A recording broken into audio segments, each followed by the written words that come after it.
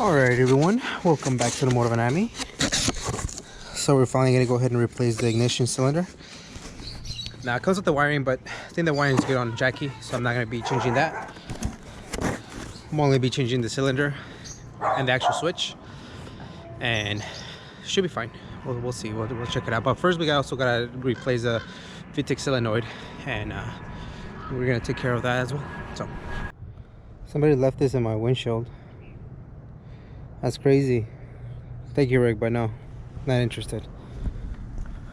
She's staying with me. All right, so first thing I'm gonna do, I'm gonna go ahead and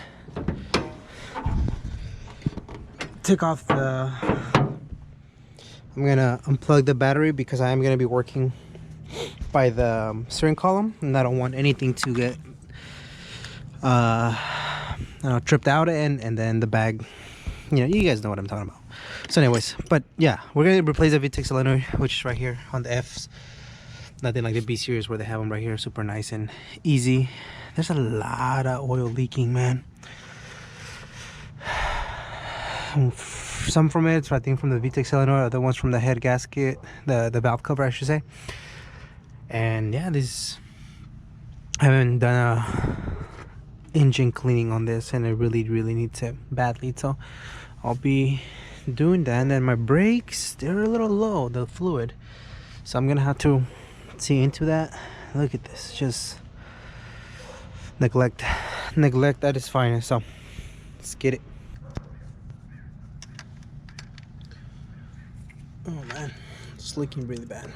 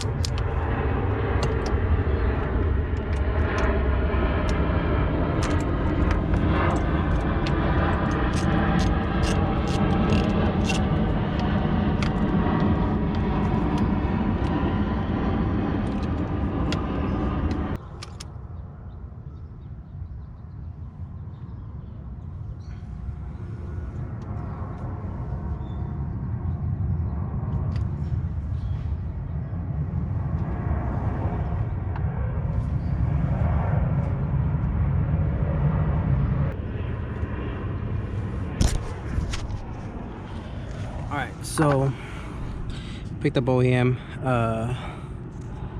gasket, and as you guys can tell, the old solenoid was pretty beat up.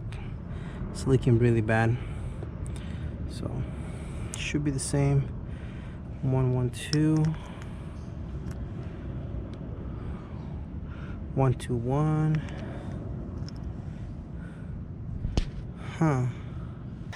That thing is back in place. I think I tightened everything that I took away. That's good, that's good. So now let's move to the ignition switch. All right, now that it's starting to somewhat drizzle, it's good to that we're gonna start working on the inside of the car. So replace both the cylinder and the switch only, not the wiring. Should be the same. And we're gonna begin by looking through the toolbox here. We're gonna go ahead and take out these little plastic pieces held on by a couple Phillips, and once we do that, we should be able to have access to, should be like this. And these bolts right here, the OEM Honda ones, they're not actual bolts. I don't know what they're called, but you have to chisel them out. And so I already did that on this car many moon backs. It left me stranded after running. Maybe that's why I stopped running in the mornings. I'm kidding. I went to run and then it wouldn't turn on. I thought it was my starter. I replaced the starter and nothing. Then I ended up replacing the ignition switch. And I'm going to be replacing it with this one's Allen bolts, which is so much better.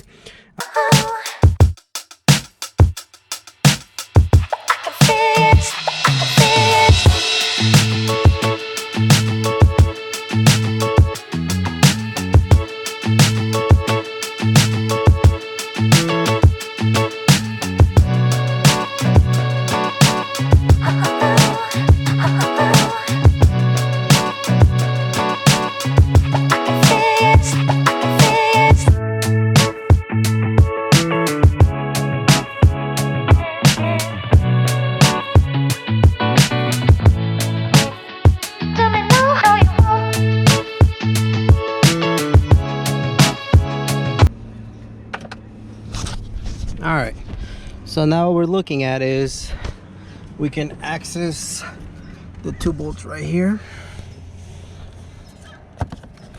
Oh, I guess I did change them. 2 Allen bolts a while back, right there.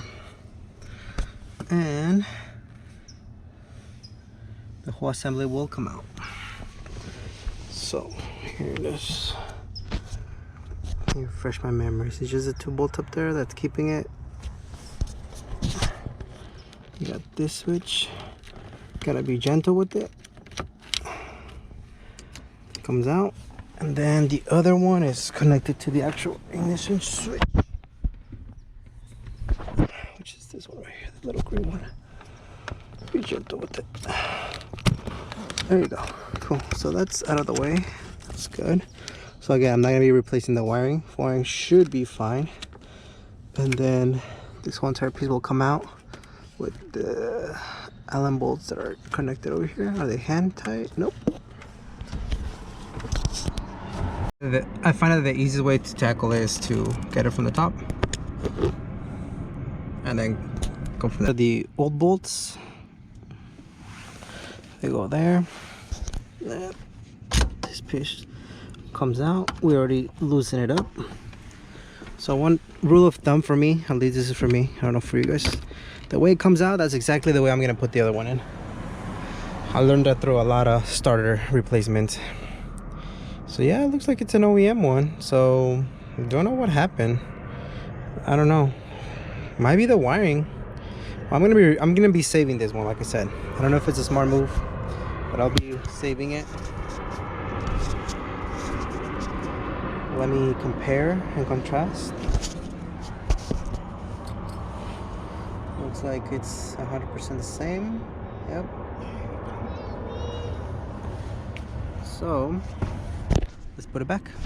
Alrighty, now that it's back in place, it's plugged in. Before we reassemble everything, I'm gonna go plug in the battery again, and then let's try to turn it on and see if it works. Not a big fan of my cables. Let me see. Cool. We got lights. Let's see. Plug in, neutral.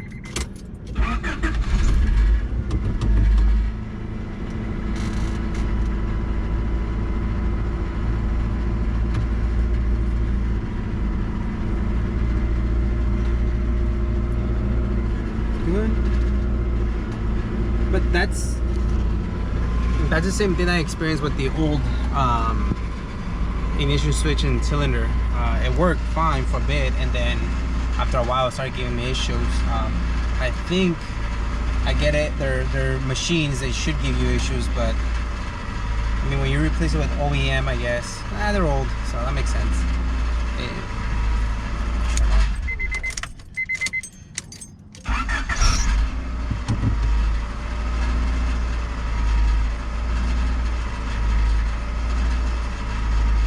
That little rattling noise, my exhaust is missing a hanger. So at 1500 RPM, which you see, it does that. 2, it goes away, right there. 1, it goes away. So it's 1500. That's how I know if my car's warmed up or not. And then we shouldn't be leaking from the VTEC solenoid anymore. Let's go check it out. Which I know that usually leaks more when there's actual pressure, so right now shouldn't.